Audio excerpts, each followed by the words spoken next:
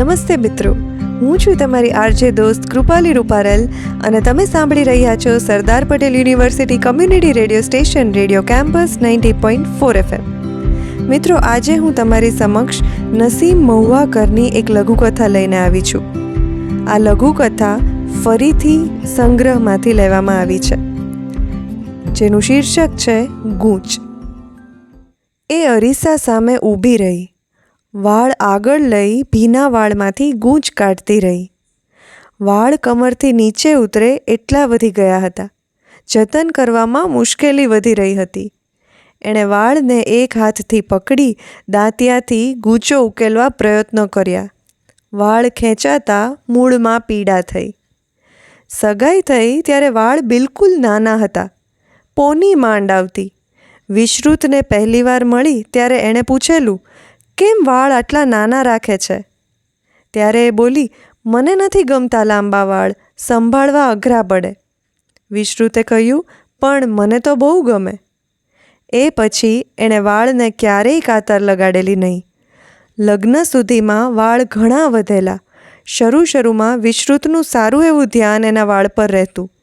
ધીમે ધીમે એ લગાવ ઘટ્યો. વાળ પર કે પોતાના પર એ ન સમજાયું. છતાંય એ વાળ વધારતી રહી. સમય વહેતો રહ્યો, વાળ વધતા રહ્યા, ગૂંચોય વધતી રહી. ક્યારેક દિવસો સુધી ઉકલતી નહીં તો ક્યારેક મહિનાઓ સુધી. એણે ઘણા પ્રયત્નો કર્યા.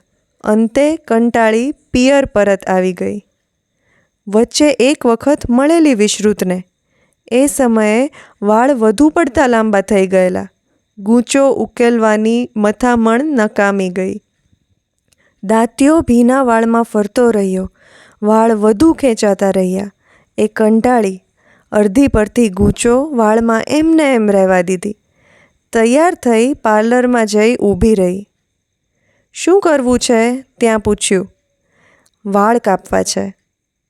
એણે કહ્યું, આટલા લાંબા વાળને? હા, એટલે જ કાપવા છે. ખૂબ ગૂંચવાય છે. સર કરતી કાતર ફરી વળી. વાળ ફરી નાના થઈ ગયા. સગાઈ પહેલાં હતા એવા જ. હવે સંભાળવામાં મુશ્કેલી નહીં. બધી જ ગૂંચો કપાઈ ગઈ. એ હળવી ફૂલ થઈ ગઈ. મિત્રો, વિચારો, લગ્ન જીવનમાં પણ કેટલી ગૂંચો થતી હોય છે, જે ક્યારેક ઉકેલાઈ જાય, ક્યારેક બહુ વધી જાય અને ક્યારેક આમ નેમ રહી જાય. અને જ્યારે ખૂબ વધી જાય ત્યારે વાળ પણ કાપવા પડે, હળવું થવા. આવી બીજી અનેક વાર્તા સાંભળવા જોડાઈ રહો Sardar Patel university community radio station radio campus 90.4 FM સાથે.